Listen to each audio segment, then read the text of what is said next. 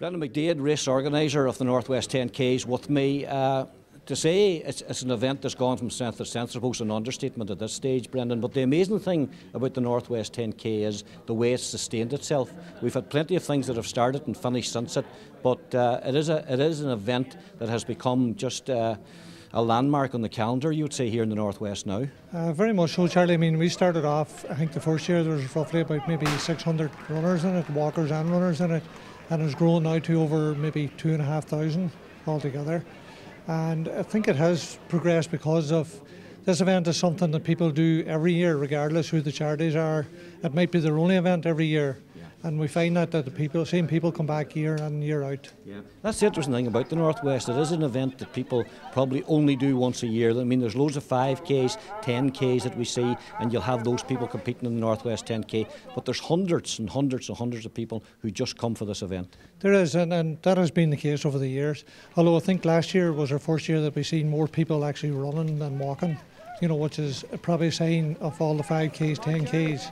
Now that people are progressing from a walk to a run, and now are running the Northwest 10K rather than walking it. Yeah.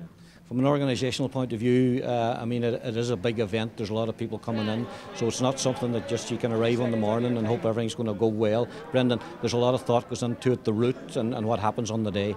Yeah, very much so, and we do a review every year after the race is over, so that's nearly the start of the organising for the following year then.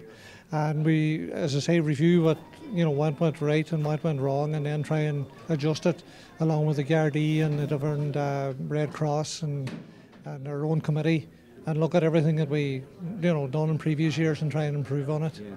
And as we said, because it's an event that some people just do once a year, I was at the finish line last year, and the sense of satisfaction that people get when they cross that line, whether they've walked it or run it or whatever, is just tremendous. Yeah, well, that's the big thing for us about the Northwest is, I mean, okay, you might have the elite runners up front who are competing for the prizes, but the majority of people are just there just to finish the race and raise money for their charity. Yeah.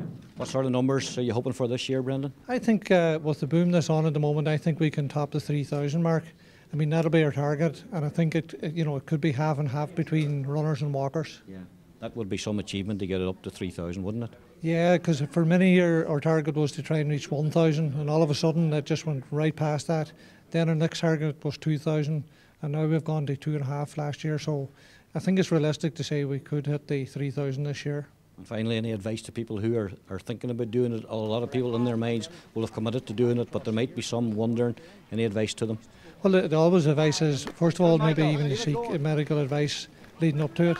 And you have roughly about 8 weeks now to the start of the race. So there is programs out there that will lead up and prepare properly for a 10K. There's a few boys here tonight. If they got on their way now for the next 8 weeks, do you think could they do it? Well, it's very much achievable. Even walk a bit, run a bit. Anybody starting now with an 8-week program would definitely finish it no trouble. I thought you were going to say even for some of them.